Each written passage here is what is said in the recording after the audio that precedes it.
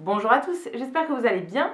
On se retrouve aujourd'hui dans une nouvelle vidéo et aujourd'hui on va parler produits terminés. Ce mois-ci j'ai décidé de vous faire les produits terminés 100% maquillage. J'en ai accumulé quelques-uns ces derniers mois et du coup j'avais envie de vous la faire maintenant parce que je voudrais garder tous les produits que je termine cette année, donc pour 2020, et vous faire une vidéo entière à la fin de l'année sur tous les produits que j'aurai terminés pour toute l'année.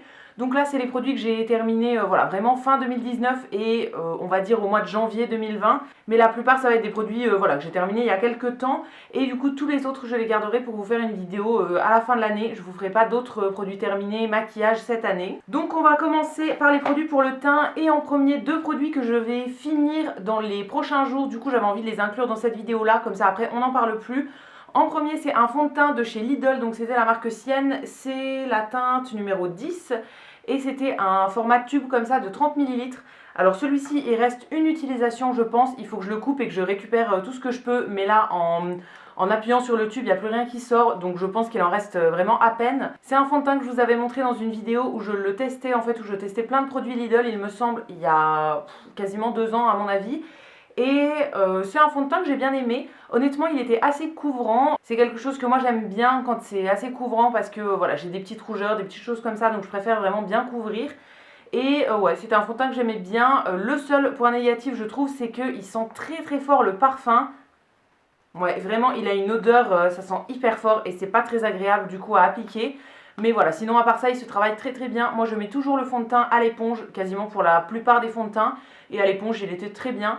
Donc je pourrais éventuellement le racheter, mais ça ne détrône pas mon fond de teint préféré de chez Action, qui est de la marque Max More. En fait, c'est le fond de teint mat. J'ai racheté celui de Action, il est dans mes tiroirs, mais je ne l'utilise pas pour le moment parce que je veux encore en terminer d'autres avant de recommencer mon préféré. Donc voilà, celui-ci était très bien, mais peut-être pas au point de le racheter. Deuxième fond de teint que je vais finir dans les prochains jours, là il doit rester 2 utilisations je pense. C'est de la marque T. Leclerc, c'est le fond de teint hydratant. Alors celui-ci je l'ai gardé très longtemps dans mes tiroirs sans l'utiliser, je l'avais testé une fois en l'appliquant au pinceau et c'était vraiment pas dingue, donc voilà, je l'avais un petit peu laissé de côté. Et en fait je l'ai redécouvert dans une vidéo où je testais des produits que je déteste. En gros j'avais ressorti plein de produits que j'aimais pas, dont j'avais pas un bon souvenir et tout ça, et je les avais retestés en vidéo. Et finalement appliqué à l'éponge, ça va, on peut très bien l'utiliser et faire quelque chose avec, donc c'est comme ça que je l'utilise maintenant. C'est celui que j'ai appliqué aujourd'hui et c'est celui que j'applique quasiment tous les jours en ce moment pour vraiment le terminer et qu'on n'en parle plus. Là, la pompe ne pompe plus rien, en fait, il reste un petit peu de produit au fond, il faut aller racler avec le bout de la pompe, etc. Donc voilà, à mon avis, il reste 2 utilisations. Et c'est un fond de teint qui est pas hyper couvrant, donc ça va pour tous les jours, mais voilà, je suis obligée de mettre 2 couches, etc., de bien le travailler, parce que sinon il est vraiment trop léger pour moi. Petit truc en plus, je ne sais pas pourquoi je l'avais acheté, je l'avais pris en vente privée et j'avais pris la gamme hydratante. Alors je sais absolument pas pourquoi, parce que j'ai pas du tout la peau sèche et j'ai absolument pas besoin d'un fond de teint hydratant. Donc voilà, je m'étais un petit peu plantée là-dessus. Après, c'est pas trop gênant parce que je fais une retouche en milieu de journée. Je vais passer un petit papier massifiant et je remets un petit peu de poudre. Mais sinon, c'est vrai que ça reste pas mat toute la journée, hein, c'est pas du tout fait pour. Donc voilà, celui-ci, non, je le rachèterai pas. Pareil, comme le fond de teint précédent, il a une odeur, il y a du parfum à l'intérieur. Il sent encore plus fort que le précédent et c'est vraiment un petit peu dérangeant. Donc voilà, j'aime pas trop les fonds de teint qui sont parfumés. Du coup, non, ça c'est pas un fond de teint que je rachèterai, mais je le termine quand même jusqu'au bout. Ensuite, au niveau des correcteurs anti-cerne, j'en ai 4 que j'ai soit terminés, soit que je jette parce qu'ils sont beaucoup trop vieux. En premier, je jette un correcteur de la marque Une, donc c'était une marque naturelle, bio il me semble, qui faisait du maquillage et peut-être des soins aussi. Je crois que c'est une marque qui n'existe plus et ça je l'avais eu peut-être en vente privée à mon avis. C'était l'anti-cerne jeunesse, je l'avais pris dans la teinte je ne sais pas combien, la teinte 102. Et en fait c'est un anti-cerne que j'ai jamais aimé. Là il en reste vraiment pas énormément mais je n'arrive plus à l'utiliser, franchement là je le jette.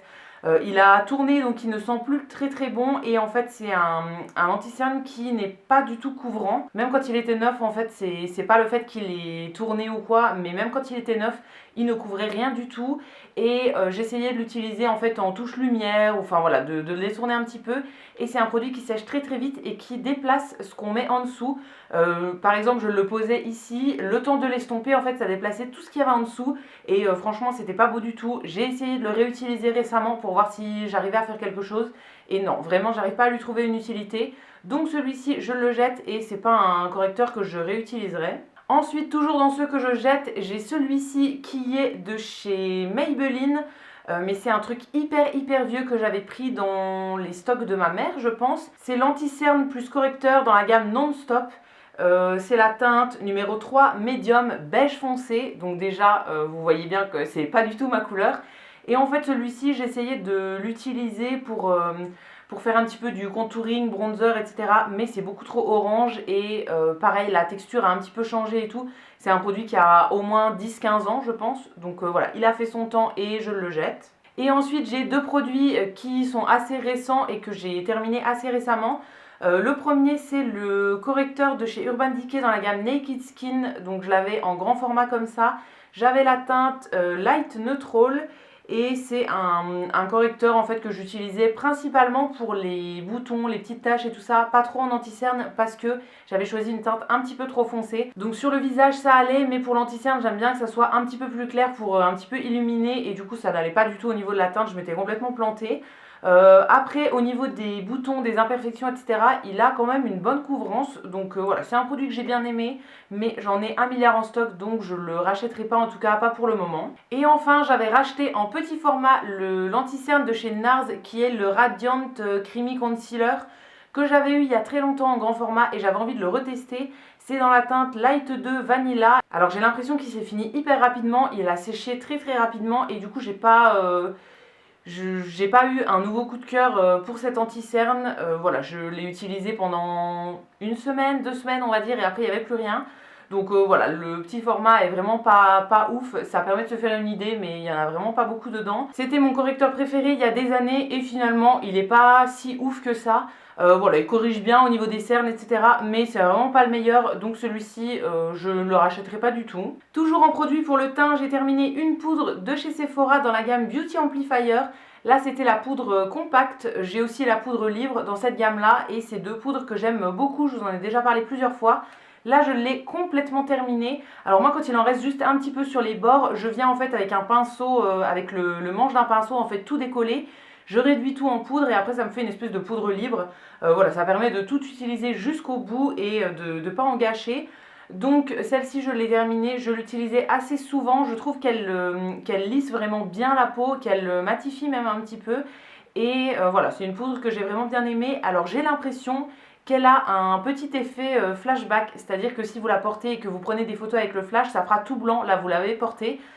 Parce que je l'avais portée à une soirée et j'en avais mis juste en dessous des yeux, et en fait sur les photos on voit des trucs vraiment blancs, donc c'est pas celle que je reporterai pour une soirée, mais pour une grosse journée où il faut vraiment matifier, lisser la peau, etc. Je l'aime beaucoup, mais je crois que je préfère quand même la version libre, et du coup j'ai encore la libre en stock, donc je vais pas racheter celle-ci pour le moment. Et le dernier produit pour le teint, c'est un fixateur de maquillage. C'est quelque chose que j'utilise tous les jours, donc c'est des produits que je finis quand même assez rapidement. Et là c'était celui de chez Biface, le Fix Makeup Long Lasting, donc fixateur de maquillage finition longue durée, qui est pour tout type de peau, et c'était un format 150 ml.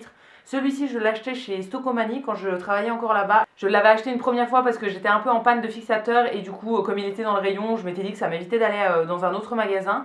Et je l'avais beaucoup aimé, et du coup, je l'avais racheté une deuxième fois. Donc là, c'est le deuxième que je finis. Et franchement, je l'aime bien. Alors moi, je l'utilise assez vite parce que j'en mets une première couche, ensuite je laisse sécher, et ensuite je remets une deuxième couche pour vraiment bien fixer. Je fais ça tous les jours, et du coup, voilà, ça se termine assez vite. C'est un fixateur que j'ai bien aimé, voilà, il fixe bien le maquillage. Après j'attends pas énormément d'un fixateur, juste que ça mélange un petit peu toutes les matières ensemble, que ça donne un effet plus joli en fait. Et ça permet aussi de faire tenir le maquillage toute la journée, donc c'est plutôt cool. Voilà, celui-ci je l'ai bien aimé, mais je ne le rachèterai pas pour le moment parce que j'utilise ceux de chez Action en ce moment. Ceux de la marque Max More qui sont sortis il y a quelques mois, et du coup j'ai le matifiant en ce moment et j'ai le longue durée que j'avais déjà fini une fois et que j'ai racheté. Donc voilà, j'en ai encore un petit peu en stock, du coup je vais écouler mes stocks avant de racheter, mais je pourrais tout à fait racheter celui-ci parce qu'il était vraiment pas très cher. Ensuite on passe aux produits pour les yeux. En premier, je jette malheureusement un produit de chez NYX qui était un fard liquide comme ça, c'était le Lid lingerie dans la teinte numéro 8 qui s'appelle New Romance. En fait c'est un un espèce d'embout gloss comme ça. Il y en a plein qui est tombé, c'est pas grave. C'est un espèce d'embout gloss et du coup c'est un fard liquide dessus qui est très très joli. J'aimais beaucoup cette teinte là, c'est celle que j'avais acheté en premier. J'en ai un deuxième dans les tiroirs mais l'autre je ne l'ai pas fini. Celui-ci je l'ai quasiment fini, franchement je l'ai utilisé tous les jours pendant un bon moment pour essayer de le finir. Et malheureusement il a séché avant que j'arrive vraiment à le finir. Mais là on voit vraiment au travers donc voilà je l'ai quasiment fini donc je suis contente. C'est un produit que je trouve très très joli sur les paupières. J'aime bien me faire un petit maquillage en fait tous les jours. Comme ce que j'ai fait aujourd'hui, tout simplement un petit fard dans le creux, un fard au coin externe et après sur toute la paupière un fard liquide comme ça. C'est hyper facile à faire et ça va très très vite. Alors aujourd'hui j'ai pas mis un fard liquide mais voilà c'est ce que je fais quasiment tous les jours. Et ça c'est un produit que j'avais beaucoup aimé du coup. Après le problème c'est que j'ai eu un moment où j'en achetais beaucoup des fards liquides comme ça. Et finalement ça se perd assez vite je trouve. Donc voilà, il faut que je réussisse à les terminer vraiment avant de devoir les jeter. En ce moment j'ai l'autre dans ma rotation de maquillage en fait pour tous les jours. J'utilise soit l'autre de cette gamme là, l'autre teinte que j'avais, soit un petit fard poudre en fait classique. Et comme ça j'essaye de le terminer. J'en ai d'autres aussi de la marque ELF, j'en avais de chez Stila qui sèchent aussi vite et qu'il faut que je termine avant de devoir les jeter parce que ça coûte une blinde. J'en ai de chez Primark, de chez Lush, enfin voilà, c'est des produits que j'aime beaucoup et que j'ai beaucoup acheté pendant un moment, donc que j'essaye d'écouler un petit peu maintenant. Donc celui-ci je ne le rachèterai pas forcément, mais c'était vraiment une très jolie teinte, très lumineuse, etc. Donc pour tous les jours, c'est très très sympa si vous n'avez pas envie de passer une heure à vous maquiller. Juste ça, étalé comme ça, vous pouvez même l'étaler au doigt sur la paupière et ça fait très très joli et ça suffit vraiment pour tous les jours. Toujours pour les paupières, j'ai terminé de chez Kiko un crayon comme ça, enfin je jette un crayon long lastique qui est une ombre à paupières en stick. C'était la teinte numéro 7 et celle-ci ça fait des années que je l'ai et dès le début il a eu un souci ce crayon. En fait voilà, la mine sort complètement du crayon et du coup c'est... Déjà de base il était un petit peu sec mais alors là il a complètement séché, je ne peux plus rien faire avec. En fait il marque plus et c'est... vu que c'est hyper sec, c'est très très très désagréable de l'appliquer sur les yeux. Donc celui-ci, j'ai essayé de l'utiliser pendant un moment. Je l'ai porté quand même quelques fois et par un moment il était dans ma rotation de maquillage en fait. Donc ce que j'utilise tous les jours. Mais là j'arrive vraiment plus, donc je le jette, ça sert à rien d'insister. Voilà, c'est pas forcément un produit que je rachèterai parce qu'il a séché assez vite et comme je vous dis dès le début il avait ce petit problème de mine qui tombe. Donc je ne sais pas combien de fois il est tombé par terre et tout. Donc là il doit y avoir un millier de bactéries dessus. Du coup je ne l'utiliserai plus. Ensuite j'ai une autre ombre à paupières qui est cette fois-ci en crème. C'était un Color Tattoo de chez Maybelline. Oui c'est ça, Maybelline. C'était la teinte numéro 5 qui s'appelle Eternal Gold. Et celui-ci je l'avais acheté dans ma période où j'achetais tout ce qui est fard liquide etc. Et malheureusement je n'ai pas réussi à l'utiliser non plus avant qu'il sèche, avant qu'il soit complètement sec. Là c'est vraiment impossible de le prélever donc voilà je le jette malheureusement. J'en ai encore deux teintes dans ces petits Color Tattoo. J'ai un rose et un plus violet prune on va dire que j'essaye d'utiliser ensemble et que j'essaye de terminer avant qu'ils sèchent. Alors j'arriverai jamais à les terminer jusqu'au bout mais j'essaye d'utiliser le maximum parce que voilà malheureusement c'est des produits qu'on jette après et s'ils sont encore pleins c'est un petit peu bête. Celui-ci je l'avais quand même pas mal creusé, je pense que vous le verrez, ouais, je l'ai quand même utilisé beaucoup de fois et je l'aimais beaucoup. C'est encore une fois un truc qui s'applique hyper rapidement. Moi je le prélève avec un petit pinceau plat en fait, je viens frotter dessus, ça réchauffe la matière et ça en décolle un petit peu et je pose ça sur la paupière. Je mets un petit fard de transition et voilà c'est fini et ça va très très vite. Après comme c'est la marque Maybelline je ne rachèterai pas parce que j'achète plus de produits de ce genre de marque. Mais ceux que j'ai en stock je vais quand même essayer de les terminer au maximum. Pour les mascaras j'en ai terminé deux qui sont des mascaras que j'ai depuis un moment quand même. Le premier c'est de chez Action en fait, de la marque Miss Sporty. C'était le Studio Lash 3D Volumitique. Donc celui qui est dans le packaging jaune comme ça. Alors si vous suivez les vidéos de tests de maquillage Action, ce genre de choses, vous avez déjà dû en entendre parler. C'est un mascara qui plaît beaucoup et c'est un mascara que j'ai beaucoup aimé aussi. Il a une brosse assez petite en picot, en silicone en fait, en picot plastique. C'est le genre de brosse que je préfère et c'est vraiment un mascara qui fait beaucoup de volume. Je l'ai adoré vraiment. Je pourrais tout à fait le racheter, mais j'en ai une tonne en stock. Donc voilà, pour le moment, pareil, j'essaye d'écouler les stocks. Mais une fois que j'aurai tout fini, c'est franchement très probable que j'aille le rechercher parce qu'il coûtait vraiment rien du tout et il est très très bien. Et le deuxième, c'est un mascara petit prix aussi, c'est de chez Catrice. Alors celui-ci, je l'avais trouvé chez DM en Allemagne, mais je pense qu'on peut le trouver en France, peut-être sur Amazon et sur des sites qui revendent du maquillage de l'étranger. C'est le mascara waterproof de la gamme Glam Doll. Et c'est un mascara pareil qui a beaucoup fait parler de lui il y a des années. Je l'avais acheté du coup quand on était allé en Allemagne il y a très très longtemps. Et là je le jette parce que il n'est pas tout à fait fini, mais il est très très vieux et il est plus assez plein pour que je l'utilise sur les cils du haut. Du coup je l'utilisais en mascara pour les cils du bas, mais voilà, là il a fait son temps et je vais le jeter, je vais passer à autre chose. C'est pareil, une brosse en petit picot plastique et c'est mon genre de brosse préféré. Celui-ci, il apporte pas énormément de volume, je trouvais qu'il était plus sur la longueur. Mais c'est un mascara qui fait très très bien le travail et comme il est waterproof, il tient très bien la courbure. Donc si vous avez un problème de cils qui retombe, etc., moi j'ai un petit peu ce problème-là. En fait, je les recourbe, je mets le mascara, mais après, ils ont tendance à vite retomber si c'est pas du waterproof. Donc c'est le genre de mascara qu'il vous faut pour garder les cils bien droits de toute la journée. Moi, c'est un mascara que j'aimais beaucoup et voilà, pour le moment, je ne l'ai pas racheté parce que pareil, j'en ai plein en stock. Mais si jamais je retourne chez DM à un moment où j'ai plus trop de mascara en stock, je pourrais très très bien le racheter parce que comme le précédent, il coûte vraiment pas grand chose. Dernier produit et ensuite ce sera des petits accessoires. J'ai terminé un baume à lèvres comme ça, Baby Lips, donc ça c'est de chez Maybelline. C'est un produit que j'avais depuis très longtemps et je l'ai enfin terminé, je suis vraiment contente. C'est en fait un baume à lèvres teinté, ils avaient sorti toute une gamme comme ça par un moment. Et du coup moi j'avais acheté uniquement celui-ci qui était le Cherry Me. Donc en fait il sent un petit peu la cerise mais amélioré et il est un petit peu rouge comme ça teinté. Et en fait c'est un baume à lèvres qui ne fait pas grand chose sur l'hydratation des lèvres et sur la réparation etc. C'est juste pour faire une petite teinte.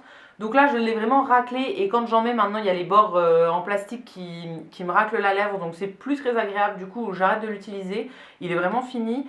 Voilà, c'est pas le genre de baume à lèvres que je préfère vraiment. Après, je l'avais dans mon sac à main et j'en mettais dès que j'y pensais.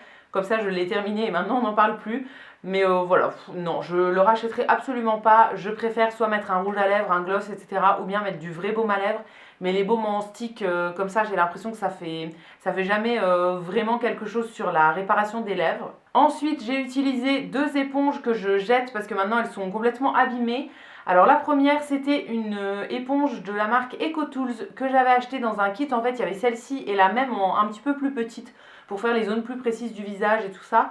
Je l'avais acheté sur iHerb et c'était une éponge que j'aimais beaucoup. Alors j'ai bien aimé le fait qu'elle ait un côté complètement plat comme ça, qui soit assez grand et du coup ça permet vraiment d'appliquer tout le fond de teint avec. Moi je m'en servais pour ça.